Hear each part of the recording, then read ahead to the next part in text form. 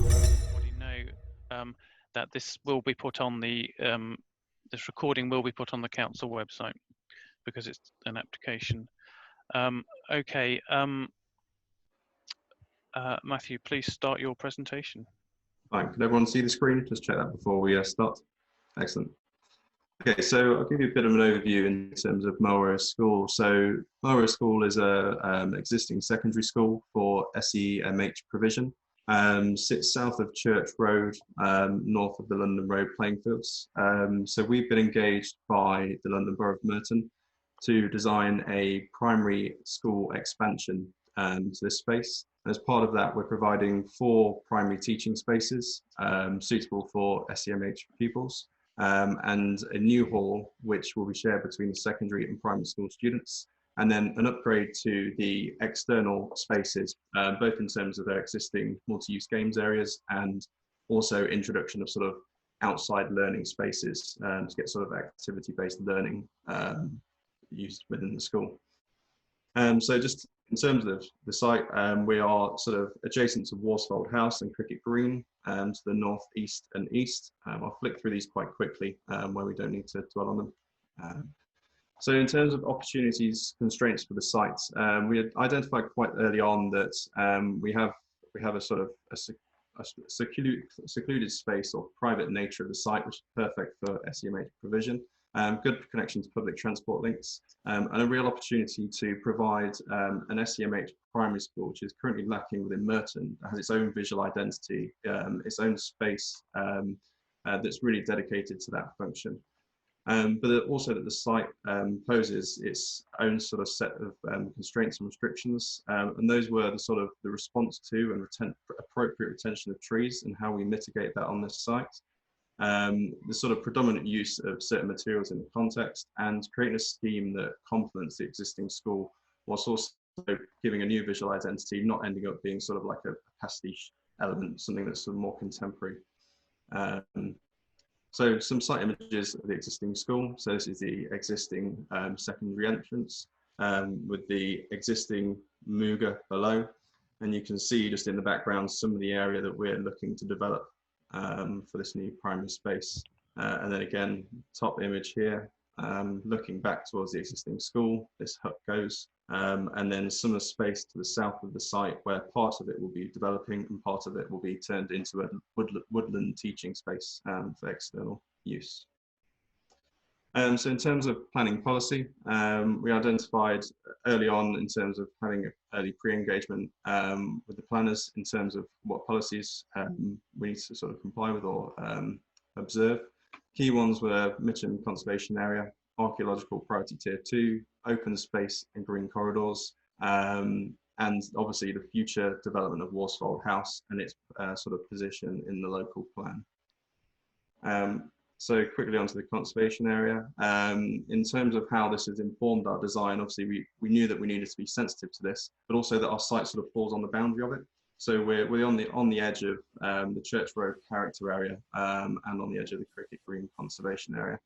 So that's informed some of the forms, the massing, and also the materiality use of the building as well. And then I alluded to emerging context. So we are aware that there's a sort of potential new link created that might be created when Worsfold House comes through. So we are partly using this in terms of a new access to the primary school wing of the building. So in terms of concept design and why we sort of place things on the site where they are. So our brief was very much to somehow come to a cohesive school between the primary and secondary so that teaching staff and facilities can be shared if needed, but also that there's a distinct separation between secondary school students and primary school students. So that can be done in one of two ways, either through staggering break times or by them having sort of dedicated spaces and areas that can be used. So the idea is that the existing building, existing access road stays exactly as it is. The multi-use games area becomes this sort of central part of the site, which everything revolves around. It's very much the sort of heartbeat. And then you've got the new school hall, which provides that link as it's shared between the secondary and primary, and this new primary teaching block, and then a separate primary entrance with its own access. And that's very important to stop the sort of the cross mingling of secondary and primary students for these sensitive, I suppose, student groups that we'll be getting on the site. And then finally, to re-engage the woodland area. So currently it's a massive management risk for the school. So the idea was for the school to give passive surveillance over that space to be able to use it both for sort of lunchtime break activities, but also for teaching. So a quick mention on the trees, and I'll show you how we've sort of gone through this as we've worked through the design. So essentially there were three elements that were key: were to keep the Muga where it is, to retain the existing school. The existing school, we couldn't add a second story on it because we need to retain the whole operational use of that space whilst this build is going on.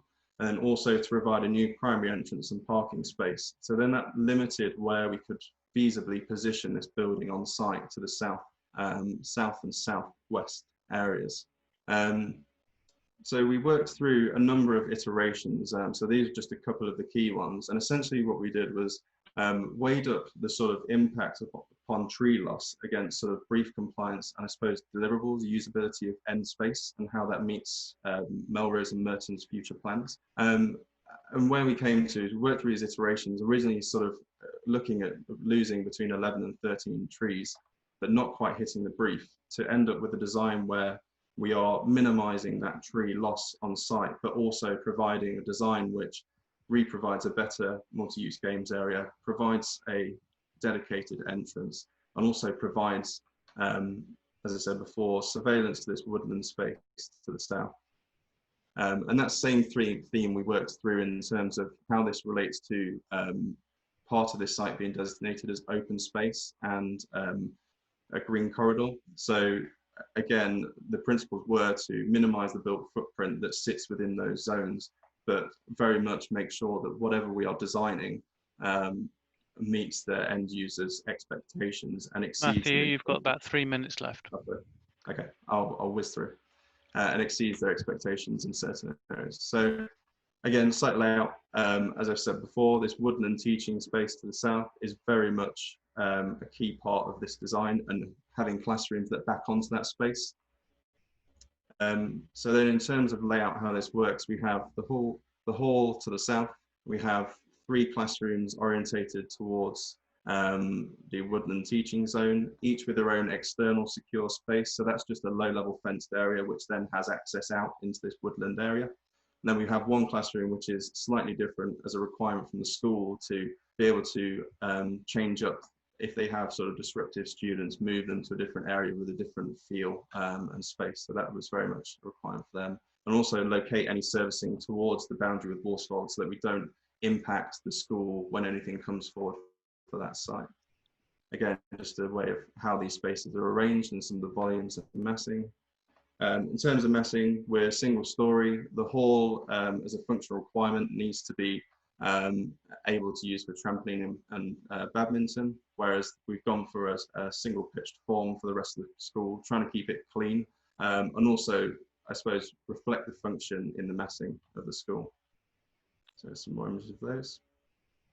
In terms of materiality, I mentioned that we picked up on some of the cues of the local context. So very much we're staying with predominantly brick building with timber feature elements, and then sort of clay pan tiles for the roof, as you can see here through these elevations. So the hall, solid brick plinth with a timber top, just to sort of, I suppose, starting to soften some of these massings and forms.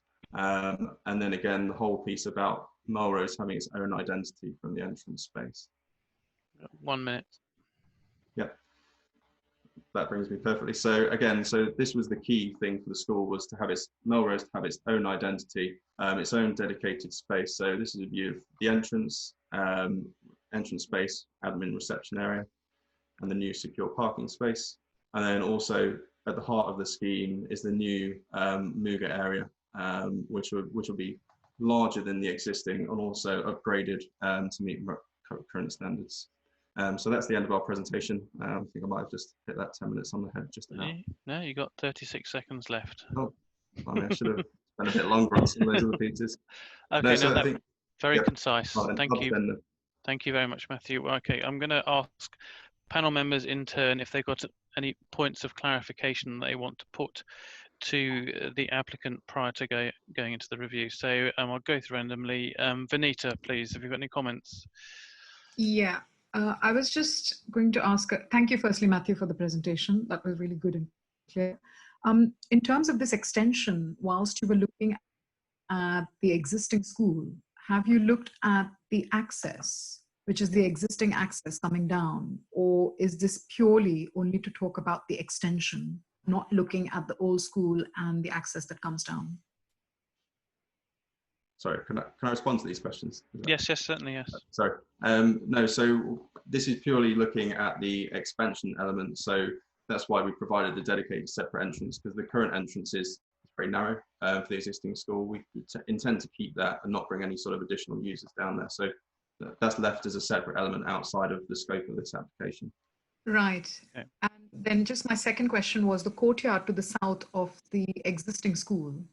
Does that bear any relationship to the current extension and this courtyard? So just in terms of design, have you looked at any of the landscape aspects of that courtyard and how they might link to this building?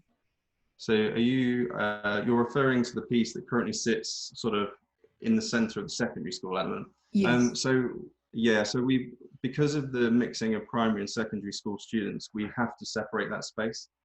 So it will be fenced, but we will leave a gate in between, so that obviously if primary school students are not using the woodland teaching area, then that could be used, but it does have to be a separated space. Unfortunately, it's just a usability issue. Okay, thank you, Vanita. Tim, do you have any comments? Just clarification questions. Sure. Two questions, Matthew. Thanks again. One, what is driving the car park need? And two, you said the existing building, you cannot build on top of it. So can I assume that your new building will be able to be built on top of if future expansion is required, so you don't have further bits of greenery loss? Okay. So the car park element, that's really been dictated by the fact that at present, they have to park on parts of this area here next to the Muga. There's not a parking provision on site for staff. So that's the reason why we are re-providing that area. And also the other reason is to provide us a dedicated space for collection drop-off of primary school children that is safe and secure and separate to secondary. In terms of being built upon on top, to be honest, that is not something that we have sort of been asked to consider throughout this. There is flexibility in the way that this is designed, in terms of the way this is a portalized frame, that it could easily be extended or built into the eaves of this existing building if an expansion required in the future. So okay, but so the answer is not hugely considered, but it is possible. Yeah, definitely possible, but I'll be completely honest, it's not something we've been asked to look at. But okay, great. Feasible. Thank you. Isabella. Hello. Yeah, just a couple of points, picking up on what Tim just asked there. So the parking, is that just for staff that's being requested there? So the parking, yes, is staff parking, but it also serves as an in-out drop-off space. Yeah. So a lot of these children are sort of taxied into the school rather than being dropped up and picked up by parents. It's also worth noting that there's only 6 children per classroom, so it's really low density. Okay, so yeah, I guess that was another question, is just the total number of pupils that this section is serving is quite low, isn't it? How many? Yeah, so it's a maximum of 6 to 8 per classroom, so between 24 and 30. Okay. 24 to 30. And then just very quickly, the hall has some really specific requirements for trampolining, which is very niche. And I just wondered if that's so very specific, is that something that the school is intending to hire out for public use out of hours? Because it seems a very specific requirement for a school. Yeah. I can't speak on the about hiring out the hall. I don't know the arrangements around that. Maybe Russ or Tom can jump in there. But yes, there are. Weirdly enough, trampolining wasn't actually the one that dictated the height of this hall. It was actually badminton, which is far more frequent use in the hall. But yes, it will be used for trampolining, definitely. don't know if Russell or Tom want to jump in on the use of the hall. Yeah, I mean, go on, Tom. Go on. sorry. Okay, I was just going to say, in terms of hiring the hall, absolutely, like any other school, they will want to get the income and encourage the community to use the hall. They currently have a really inadequate hall, and even that they do hire out. So yes, the intention is there'll be community use. And yeah, and I think the pupils do enjoy trampolining, so it is good that it is high enough for that. No, it's just when you suddenly think of it being hired out for public use, it makes you think about where it's positioned on site, what facilities it has access to, and things like that. Okay, that was me. Okay. Thanks. Thank you. Aisha. Are you there, Aisha? Meeting. Okay. Sorry, Hi, I Aisha. just. Could you please talk a bit about the environmental and sustainability issues? I mean, you mentioned about some of the building materials, but could help us about maybe the orientation of the building and that sort of thing. Sorry, okay. In terms of how the plan was designed around that. Yeah, how are you creating your sustainable school? Or what are you doing? Well, what's your design approach to? Yeah. Okay, so yeah, we've got some of the classrooms which are facing south, so we've had to shade those. We're going for completely natural ventilation, natural lighting to all of those spaces. So that's been designed into the strategy from the beginning. We're also meeting, obviously, BREEAM very good for this, but also meeting the London plan in terms of carbon reduction. And then just aside from that, as I said, everything's been designed so that all classrooms are naturally ventilated, naturally lit spaces. So they've all been orientated, planned, right proportions to meet those standards. Is that what you're after? Yeah. Okay. Sort of. And one more question. So it's been asked, I think, but I wasn't clear about it. How do you use at the moment the roof space in the that you created under your pitch roof? So here in the space in the pitch roof. Yeah. So the idea is that all the classrooms will at the moment be full height. So they make the best use of this space. Obviously also for natural lighting, natural ventilation out of roof lights, so on. But yeah, as I said, that space could also be used in the future for future expansion potentially. Sorry, can I ask one more question? Okay. Sorry. Right. And I was just wondering about it before the meeting as well. I mean, what are your measures that actually at the moment that you're taking in terms of COVID-19? How is there any flexible kind of solutions that you are thinking of? Yeah, so I think in terms of COVID-19, this sort of hit us late on in the design on this one, but it's something that we've obviously had to consider. We do have the massive benefit here that these are really low density spaces anyway. Yeah. So we've looked at various desk layouts for classrooms, but I think also the reality is we'll have to probably look at some sort of one-way system. So I think what would probably happen is that you would have to circulate through the central spine of the school and then have a one-way which comes back outside. Is there a reason why you're not giving access to the classrooms from outdoor? Every class can have in theory, because it's a single story, access from garden. Is there a reason why you don't give access to the classrooms from garden? So each classroom does access directly externally to an external space, and then each classroom then can actually access from that secure external space either onto the Muga here or into the woodland teaching zone. So what's on plan, they may look like a confined box. Actually, they're a very low height fence, and you can actually move between the spaces. It's purely around security and sort of surveillance over the children. But those measures are in place. But yeah, there's outside access to each classroom. Okay, thank you. Okay, thank you. Marcus. Hi, Marcus. You're losing quite a lot of trees. I can see that you've looked at different layouts to try and minimize the loss of trees. First of all, two questions really. One, what is the tree officer's view on this? Three questions. What is the tree officer's view? What replacement planting are you providing? And have you looked at the opportunity of building a two-storey building, which would reduce its footprint and therefore reduce the effect on the green corridor and the trees? So tree officer, mitigations, and two-storey. Yeah. So first of all, with the tree officers, so we as I said, we had an early pre-app where we had all of that involvement and engagement in these plans. So the view from that was that obviously we'd have to provide replanting. There's still a discussion going on around on-site and off-site planting, because the school at the moment obviously sits in an area which it has a wealth of greenery around it. So it's about where's the most appropriate place for that replanting. We want to put it somewhere where it makes an impact, not somewhere where it gets lost. So that is still, I suppose, being discussed through this application process, but there will be a re-provision either on-site or off-site. And then in terms of your third question, in terms of the double height, so that was one of the things we looked at early on, was either could we build on top of the existing, or could we do a two-story facility? Existing was because of the constructional constraints, program constraints around building that, or viability constraints around building it on top of the existing school and maintaining operational.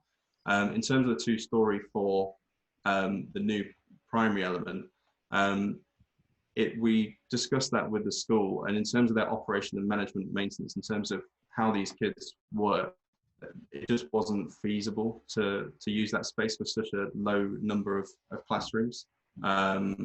So that was discounted early on in terms of two-story was not going to provide the right solution for the school. I think you should spell that out in your design statement, because Okay. unless there's a very good reason not to, I think that's quite an obvious criticism of a scheme that builds over green space and requires the removal of trees within a conservation area. I think you've got to close that off. Okay. Any other questions, Marcus? We need. Just conscious of the time. Sorry. Deepa. Hi, yeah, obviously I'm going last. Most of my questions have been already asked, but my main one was actually the sort of densification of the site, or the lack of. So, you know, I think having that justification. The other issue that it's created is sort of shadowing into the play area, as you can sort of see in this image. But, you know, you're kind of going around the corner, and therefore, you know, all of the south and the sort of southwesterly aspect is covered by built form, so which may or may not be a good thing. But yeah, I think just exploring it was really, I suppose, a question also about future proofing, and if you're building such a small amount of area, how can that be sort of justified in respect of what could it be used for in the future? You know, could it serve more children, you know, and therefore be more valuable to the community, and also just, I think, exploring a little bit more the use of the hall for income generation, because I know that's going to be really important to the school going forward, and just to make sure that it has been covered, because I think, you know, part of the existence of the school and the future sort of sustainability of the school as an entity might rely more on external funding and use of those spaces. Okay, thank you. Is that it, Deepa, or do you have any more questions? No, okay, and finally, David. Really, my questions are to do with the staff. Firstly, is there provision for cycle spaces? And can the staff access the external woodland area or any external area, or do they just have to go in the staff room when it's their break? Because that sort of seems to me that there's an opportunity there that I can't see if it's been explored. Yeah. So on the cycle spaces, yes, there are. We've got long-term, long stay and short stay spaces provided externally, obviously covered as well. And then in terms of the staff element, I think you're actually right on that one. Maybe that's something that we need to look at in terms of providing an external access from that staff room straight out. There's enough space to get down the side to that woodland area, so maybe that's something that needs to be looked at for more direct access. So, yeah. Great, thank you very much, everybody. Given when we started, I estimate we've got about 20 minutes left to do the main review, and as always, people's questions start to merge into that anyway. So I'm going to go through panel members again to ask for their actual views on the proposal. I'm going to go through a different order. So I'll start with Isabella. Okay. Well, I'll try and be very brief because I see there's lots of panel members and I'm sure everyone's chomping at the bit to have their say as well. So I'll try not hog the floor too much. I think there's some really lovely ideas, particularly the idea to use the woodland area more and that as a teaching space, and the potential to have a kind of greener teaching space within the school site. I think there's a few things to kind of consider in terms of the site layout and also with that the internal layout that I think might make connection to those green spaces more usable within the school perhaps. So perhaps I'll leave the access and entrance. I'm sure someone else will be picking up access and entrance and drop-off area and slight constraints of that. And just say about, I suppose I wonder about permeability through the block in order to access that green space to the south. So at the moment, I can see that if you're in one of those 3 classrooms to the south, you can come out of the little green space attached to a classroom and access that woodland space.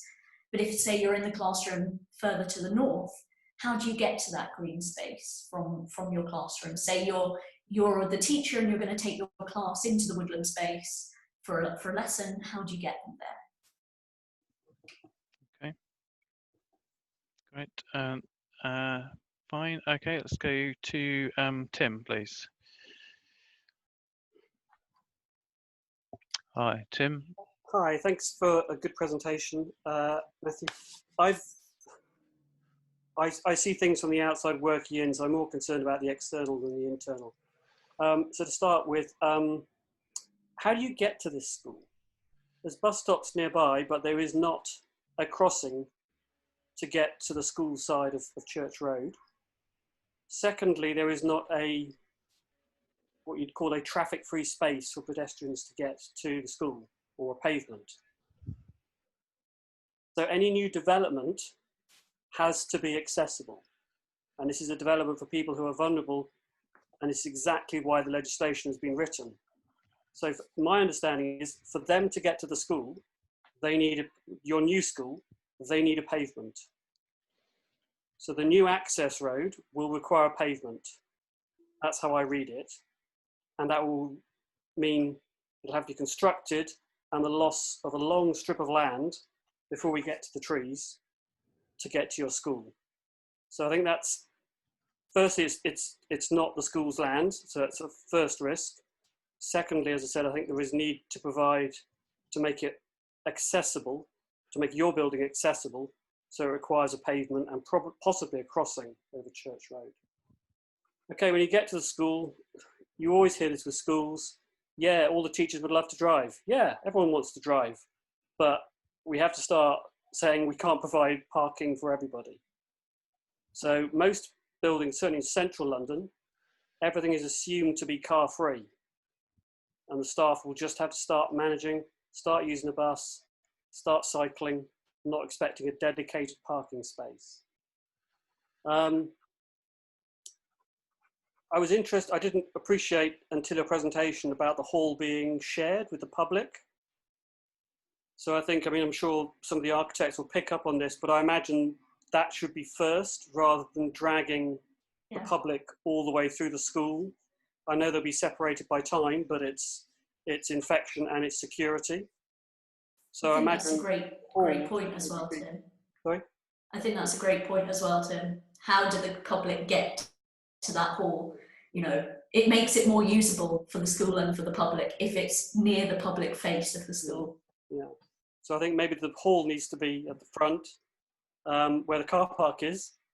It's good to hear you've got some cycle parking. I couldn't actually find it for staff, but it also needs to be for visitors.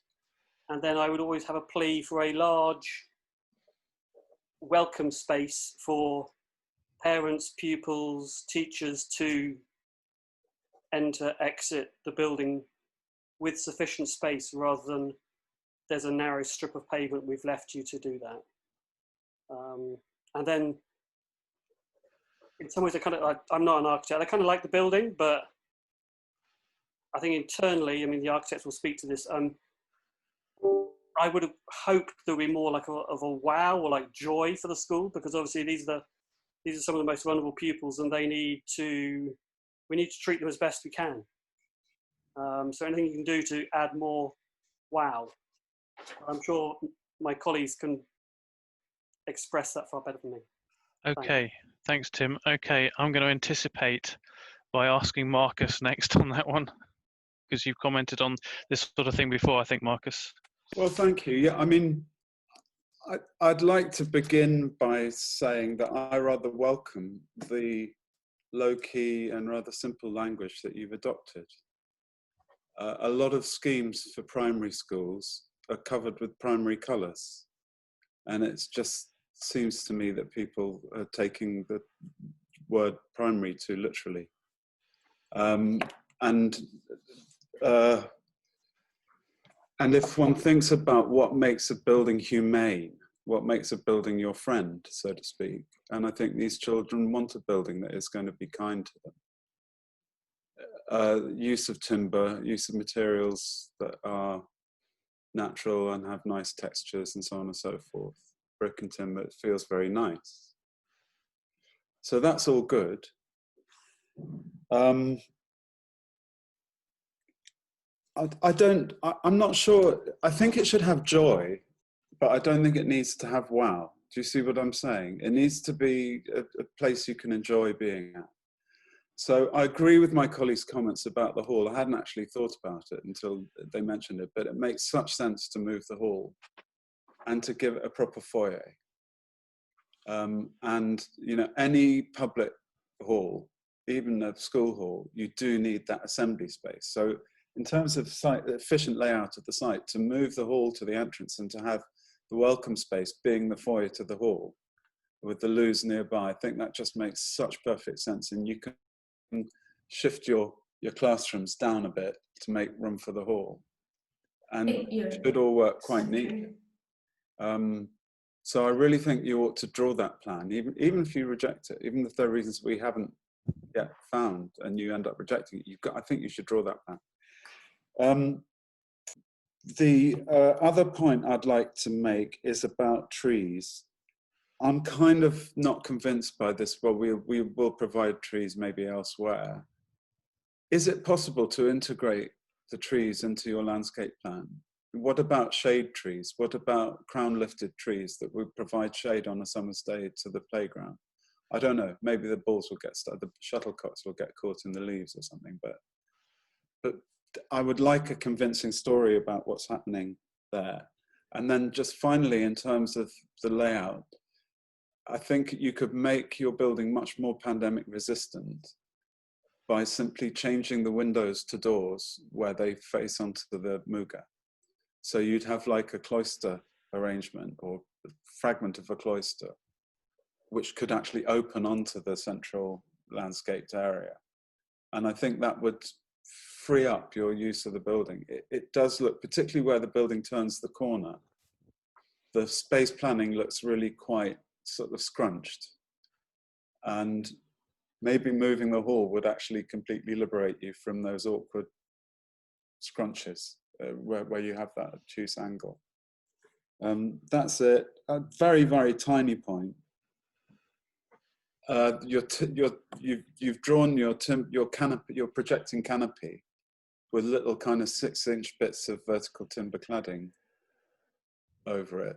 I'm sure when you get down to doing the detailed design, you'll be able to come up with a very, very elegant, slender zinc, 100 mil thick, you know, edge to it. It's the trouble with CGI. You draw an image and people think it's real, and then your eye immediately goes to the rainwater pipes in the wrong position. But I think it would, if you could just revisit that CGI and just make the canopy look kind of believable. But on the whole, the only kind of medium scale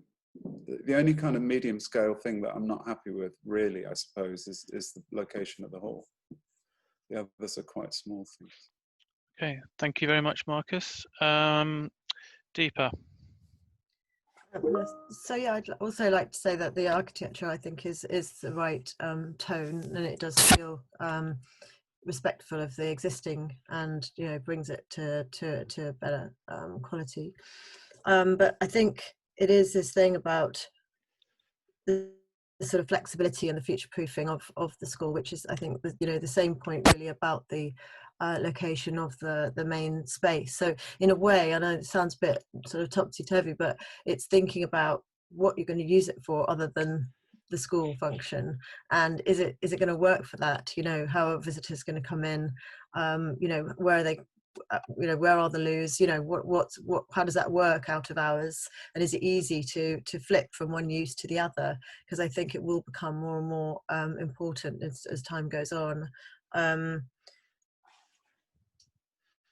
then just looking at that, I think that's the sort of main point that would be good to take away. Okay, thank you, Deepa. David.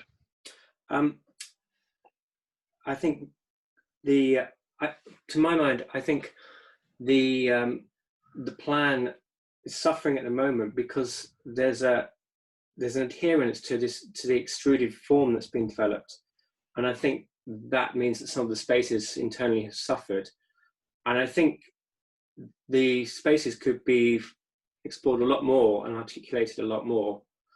It doesn't necessarily need to just be a pitch roof single story building. I mean, have they explored other roof forms, other forms? I haven't seen any cross sections. I think the way the single story joins the hall is awkward. And I think if there wasn't an adherence to the extruded form, then there might be a little bit more flexibility to move the spaces around and make some of the less successful ones more successful. And also it does, I'm not particularly critical of the materials, but in the current report, there's some photographs of the area and they show rendered buildings, slate buildings, and then we have the proposal, which has got pan tiles and a red brick. And alongside it, there's an image of Tower Hill School, and it almost looks exactly the same as Tower Hill School, which is in Hampshire. So I don't know quite how we've arrived at the solution we have. The plan has obviously been developed to some degree, but then suddenly we have a three-dimensional object. And I think that stage of things could be explored a lot more. Okay. And I agree also with the permeability. I think that the articulation of the spaces in connection with the permeability should be explored more. I think that's it. Okay, thank you very much. Benita. Yeah, I'd like to echo many of the points that my colleagues here have made. The site particularly, I think, is complicated in terms of access. It's the point that Tim made earlier about, how do you cross along Church Road? There's already one access to the original school bit. And I think perhaps there's a limitation over here because you've looked at the extension and you've looked at creating this new entrance on one side. But one entrance working at the other end, which perhaps doesn't work really well because having looked at it, it doesn't have any active frontages. It just comes straight in and there's this C-shaped block and then there's a courtyard at the back. The other point I wanted to make is, again, you've all raised it. It's that new connection that you've got into the park, and your building has a great responsibility to create an active edge along there. So perhaps if you do bring your hall as an entrance foyer, it's not so much the wow factor, but the joy, which is, lots of people kind of coming into that space because that feels like a private road at the moment. And if you've got something which has more of a public interface, then that building perhaps works very well. And then I think David's point about the building in itself, I think the architecture is great. It's simple, it's nice, but that conjunction with how it meets that hall just doesn't work in terms of the details. So perhaps you could work slightly differently if you were to bring the community hall to the front with the classrooms at the back. I think there's also something to be said about the landscape, and I think Marcus has picked up on those points. There's the woodland, but you've also got different landscape character areas on the site itself. And my earlier point was about, you've got a big courtyard right next to your community hall, and then you've got the Muga space. how do all of those things link in, even during the COVID-19, if you want people to have actually more space, how do perhaps those two functions come together on the side? And I'm not saying this is an easy solution, because you're sitting with a footprint that is already quite difficult. It doesn't really work well, and you're trying to create an extension to that. So perhaps there is a limitation on the brief because you're only looking at that extension. If you perhaps start looking at interior areas within that old school, how they link with this bit, although they're separate functions, and how the courtyards perhaps sing better together, there might be greater joy in terms of how you create these open spaces between the buildings. And access particularly is, as Tim has already raised it, it's one of the more difficult points on this site, just the way it sits. And historically, sadly, all of the developments on the edge, it's not something that you've created, it's something that you've inherited. All of the buildings back onto the park. And you're sitting with this kind of problem, but you do have an opportunity here to create something quite public on that road, which links you to the park, because the park is a celebratory feature of the wider master plan and the wider area. There's lots of things going to happen. As we know, there's a site just further kind of southeast of here, which is going to be new residential perhaps in the next 10 years. And that's going to create a major big park to the south. So the school does have a responsibility in terms of linking into that. So those are just the points. Thank you very much. And finally to Aisha. I love I got it now. I just got this thing. Okay. There are lots of nice things about your scheme. I mean, I think one of the things is your site is challenging, which is more exciting because it's compared to any London schools. You've got a big ground, which is amazing. That gives lots of opportunities, like different garden locations, different type of gardens you can have. And I really like the fact that all classrooms has got big glass windows, full height glass windows, which can turn into, as Marcus said, like doors, can turn into doors, which is great. I think a couple of things you need to kind of improve is your CGIs, because it doesn't show the life at school. It doesn't show what school gives to these children. Do these children cycle? Do they play? Do they do any planting? Do they have anything like biodiversity wise? Like, can they plant anything? Can they play with something else? You're telling about this beautiful woodland area, but I think you need to express it and maybe emphasize that maybe actually you could show more different types of gardens, how children gonna engage and what they're gonna learn from this. And your messing diagrams wasn't really clear about, I don't think I wasn't super clear, because also maybe I couldn't hear all of your presentation, how the messing actually sits within the context. You've got lots of plan diagrams, and maybe an accessibility, a diagram that shows how people access to your hall. I can understand and even sympathize, although I wasn't sure how people gonna access to the hall. Is you put it in between where the geometry changes between, you engage to the old building with the hall. But the geometry and the building types, it just didn't look perfectly fitting. And because you got two pitch roofs and you suddenly like a corner building, I think you need to work a bit on that. And the roof views, we need to understand the roof views. Why they don't have, can they have any roof terrace? Can you have more glass? Can they have, is there an art room, any music rooms in this school? I think you need to a little bit tell the story in a way that we understand what does this school give also to the children. And yes, and you should, I think you could explain a little bit better your sustainability story behind the building design. Yeah, I mean, basically, I think it's going to be a nice project. Well, you need to explain it a little bit in a different way to the architects, I think, and maybe make some amendments in my opinion on your design. Okay, thank you very much, everybody. I'm going to ask one of you to do like no more than a 2-minute summary and I'd like everybody to think whilst that's happening, what reg rating they would give the application. So, Vinita, could you just do a quick summary for us, please?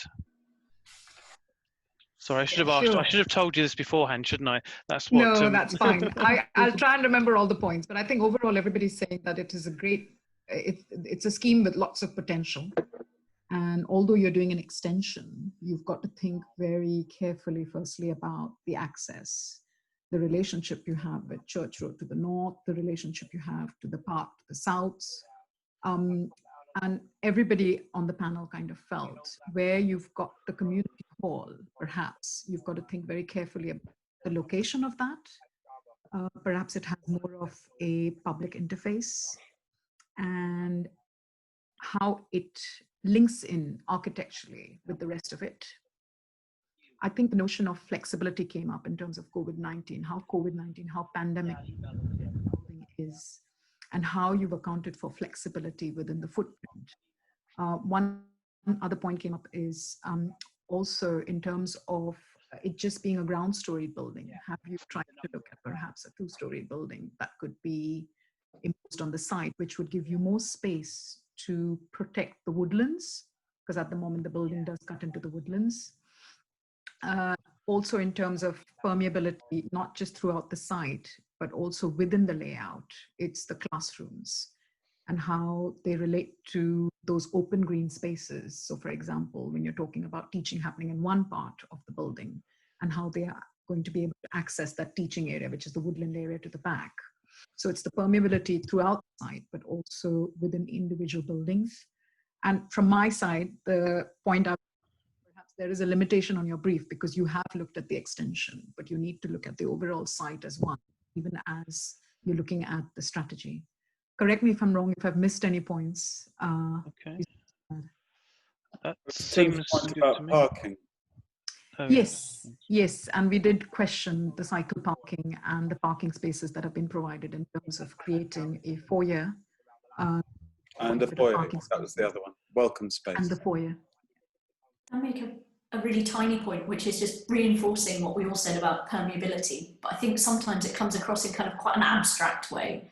So I wanted to make a super pedestrian, very boring point, but that's so pertinent that I found when working on primary schools, which is about how things like toilets are arranged. I actually think at the moment they're in one tiny block squeezed into the corner of the plan. And actually, if you've got lots of little primary school age children, they really need to be dotted about throughout that plan, even in a small building, particularly if we're thinking of separate use of the hall. Can there be ones near the hall? But also, you know, how easy are they to get to from the woodland area? You know, if you need to go and wash your hands, how easy are they get to from the classroom? You know, can you look at a different model of arranging those discrete cubicles which have a long trough sink in the hall that you can walk through to connect different areas of the school? And I think maybe it's a real detail, but I think it maybe could really help with unlocking some of those areas.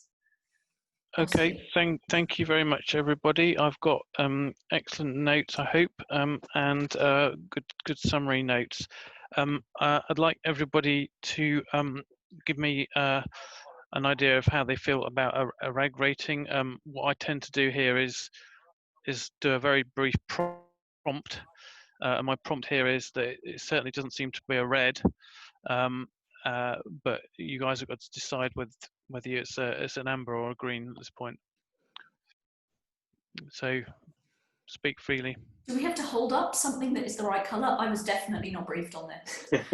No, you don't have to hold up. No, just say. Post-it note? I mean, my son's room. Okay. Right. The point I would like to make is that I think you really need to resolve about the need for a footway, and to perhaps help with that. And Vinita, I think, made a very clever point, which was maybe you have a one-way like loop road that goes down the new road, across the edge of the site to the secondary school. So you drop off at the primary school, drop off the secondary school, you come back out the old road, which then gives you the space for a pavement for the old road to go into the site. That is a substantial cost, even just one pavement. We haven't even talked about, because it's not a highway, you cannot put any road markings on it to prevent anyone parking. So people going to that public hall can just turn up and park on that road and block it, and the council can't remove the vehicles. Well, I mean, private arrangements could be made for that, Tim. But I'm more interested at this point now. I've got those comments down. Don't worry. Is your verdict from me? But I'm sure overall you'll get a much better verdict. Yeah. Right. Okay. So I'm getting lots of oranges held up, post-it notes, oranges, tangerines. That's awesome. Yeah. Okay. So I'm going to put down amber because it's a collective view, and I'm getting a no, other than Tim's qualification on the access. It seems to be an amber verdict. Okay. Thank you very much, everybody, for the review on that. Paul McGarry, you can stop recording now.